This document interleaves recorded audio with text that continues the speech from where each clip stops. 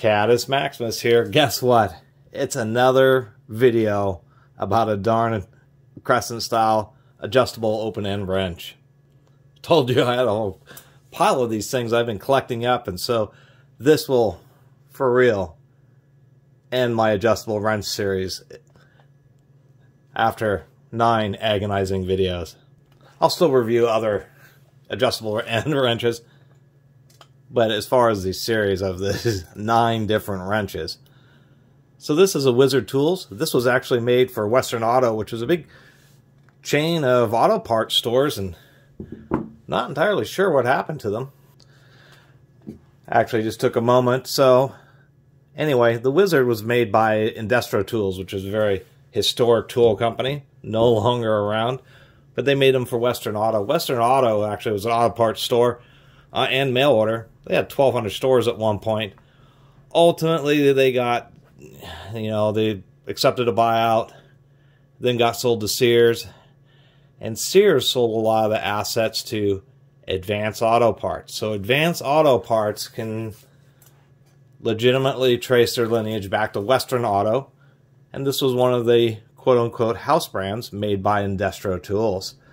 Wizard 8-inch adjustable open-end wrench, made in USA.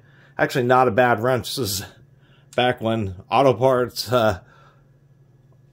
stores had decent tools.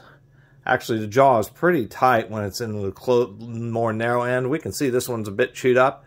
This one's definitely seen some life. Chrome's getting pretty worn right there. Pretty worn on this side. No flaking, though. Proper buttress threads. It does use a screw that's staked, although the staking isn't great. If we look at the symmetry of the broaching, pretty good, not perfect. We can see this is offset to the left just a little bit. But jaw tightness is pretty good. One odd thing about this one, just about every single adjustable wrench I've ever seen, you can close until the jaws come totally together. But the way this is set up, the jaws actually don't come together. And by the way, you want to pull towards the moving jaw, mainly because you want the corner of the bolt that has the pressure on it to be actually at the top of the moving jaw, not the bottom. Because when it's at the bottom, it's putting more strain right against the small engagement of the teeth and the thumb wheel. Where when it's on the top, it's actually causing a binding action where this is going against the mating surface and trying to lift it out.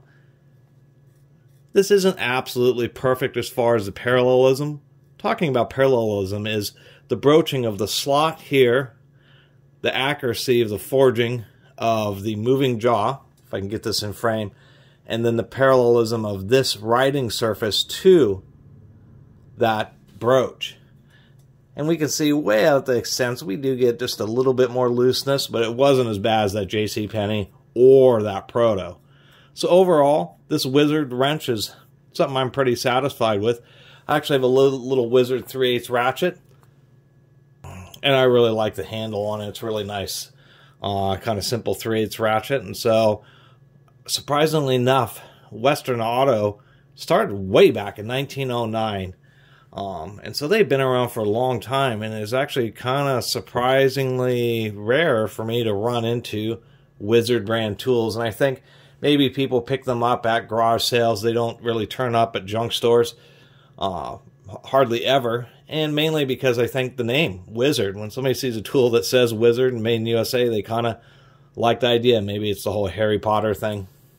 But I've seen, 5 or 10 times as much Proto LA stuff, and all Proto LA stuff is from the 1950s, than I have Wizard tools. But this is a nice unit. Even the handle's nice and straight, thin pattern. Not a lot else to say, but it's an Indestro manufactured wrench. And it does have the cool Wizard name. So, does have my approval. I think it's actually not too bad at all.